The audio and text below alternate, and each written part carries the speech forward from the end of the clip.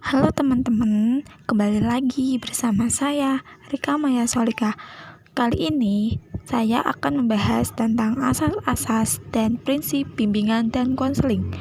Kira-kira apa itu asas-asas bimbingan dan konseling, dan apa aja sih prinsip dari bimbingan dan konseling itu sendiri?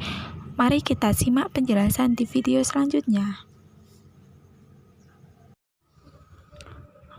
Apa itu asas bimbingan dan konseling? Asas bimbingan dan konseling adalah keterlaksanaan dan keberhasilan pelayanan bimbingan dan konseling sangat ditentukan oleh diwujudkannya asas-asas berikut. Yang pertama adalah asas kerahasiaan, yaitu asas bimbingan dan konseling yang menuntut dirahasiakannya segenap data dan keterangan tentang konseling yang menjadi sasaran pelayanan, yaitu data atau keterangannya tidak boleh dan tidak layak diketahui oleh orang lain. Dalam hal ini, guru pembimbing berkewajiban penuh memelihara dan menjaga semua data dan keterangan itu sehingga kerahasiaannya benar-benar terjamin. Yang kedua adalah asas keterbukaan, yaitu asas bimbingan dan konseling yang menghendaki agar konseling yang menjadi sasaran pelayan atau kegiatan bersifat terbuka dan tidak berpura-pura, baik di dalam memberikan keterangan tentang dirinya sendiri maupun dalam menerima berbagai informasi dan materi dari luar yang berguna bagi pengembangan dirinya. Dalam hal ini, guru pembimbing berkewajiban mengembangkan keterbukaan konseling. Keterbukaan ini amat terkait pada terselenggaranya asas kerahasiaan dan adanya kesukarelaan pada diri konseling yang menjadi sasaran pelayanan atau kegiatan. Agar konseling dapat terbuka, guru pembimbing terlebih dahulu harus bersifat terbuka dan tidak berpura-pura. Yang ketiga adalah asas kesukarelaan, yaitu asas bimbingan dan konseling yang menghendaki adanya kesukaan dan kerelaan konseling mengikut atau menjalani pelayanan atau kegiatan yang diperlukan baginya. Dalam hal ini, guru pembimbing berkewajiban membina dan mengembangkan kesukarelaan tersebut. Yang keempat adalah asas kegiatan, yaitu asas bimbingan dan konseling yang menghendaki agar konseling yang menjadi sasaran pelayanan berpartisipasi secara aktif di dalam penyelenggaraan pelayanan atau kegiatan bimbingan. Dalam hal ini, guru pembimbing perlu mendorong konseling untuk aktif dalam setiap pelayanan atau kegiatan bimbingan dan konseling yang diperuntukkan baginya. Kemudian yang kelima, yaitu asas kemandirian, adalah asas bimbingan dan konseling yang menunjuk pada tujuan umum bimbingan dan konseling, yakni konseling sebagai sasaran pelayanan bimbingan dan konseling diharapkan menjadi konseling yang mandiri dengan ciri-ciri mengenal dan menerima diri sendiri dan lingkungannya, mampu mengambil keputusan, mengarahkan serta mewujudkan diri sendiri. Guru pembimbing hendaknya mampu mengarahkan segenap pelayanan bimbingan dan konseling yang diselenggarakannya bagi berkembangnya kemandirian konseling. Yang keenam yaitu asas kekinian. Asas kekinian adalah asas bimbingan dan konseling yang menghendaki agar objek sasaran pelayanan bimbingan dan konseling ialah permasalahan konseling dalam kondisinya sekarang. Pelayanan yang berkenaan dengan masa depan atau kondisi masalah maupun dilihat dampak dan atau kaitannya dengan kondisi yang ada dan apa yang diperbuat sekarang. Yang ketujuh, asas kedinamisan, yaitu asas bimbingan dan konseling yang menghendaki agar isi pelayanan terhadap sasaran pelayanan yang sama kehendaknya selalu bergerak maju, tidak monoton, dan terus berkembang serta berkelanjutan sesuai dengan kebutuhan dan tahap perkembangannya dari waktu ke waktu.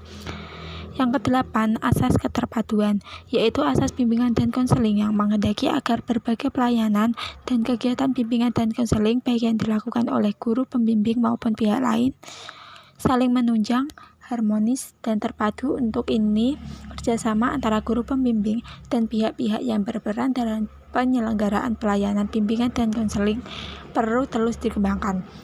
Koordinasi segenap pelayanan atau kegiatan bimbingan dan konseling itu harus dilaksanakan dengan sebaik-baiknya. 9. Asas keharmonisan, yaitu asas bimbingan dan konseling yang menghendaki agar segenap pelayanan dan kegiatan bimbingan dan konseling didasarkan pada dan tidak boleh bertentangan dengan nilai dan norma yang ada, yaitu nilai dan norma agama, hukum dan peraturan, adat istiadat, ilmu pengetahuan, dan kebiasaan yang berlaku.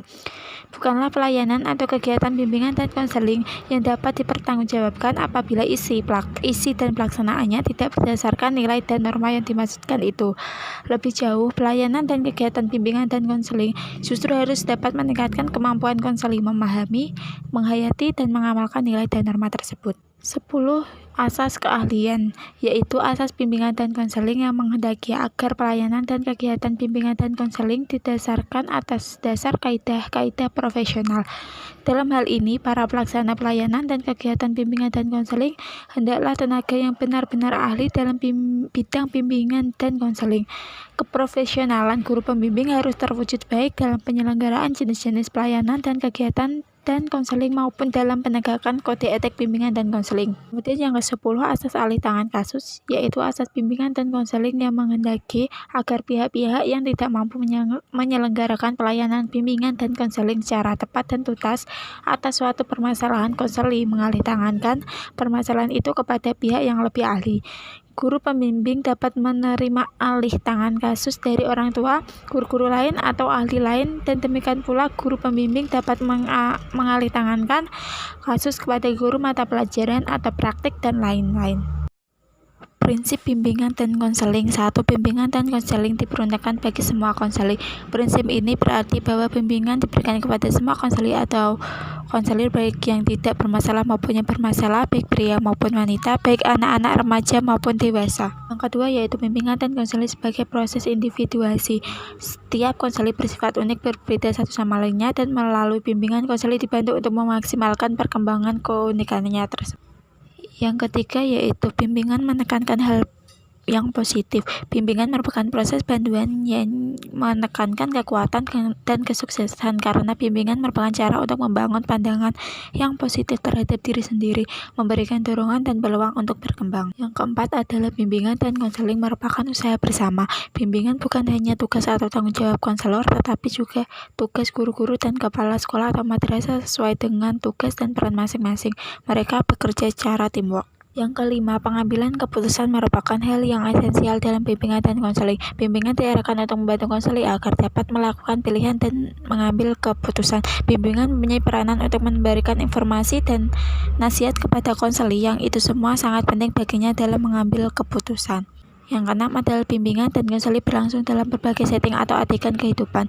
Pemberian pelayanan bimbingan tidak hanya berlangsung di sekolah atau madrasah, tapi juga di lingkungan keluarga, perusahaan atau industri, lembaga-lembaga pemerintah swasta, dan masyarakat pada umumnya. Bidang pelayanan bimbingan dan bersifat multi aspek, yaitu meliputi aspek pribadi, sosial, pendidikan, dan pekerjaan. Itulah penjelasan yang dapat saya sampaikan, semoga dapat bermanfaat.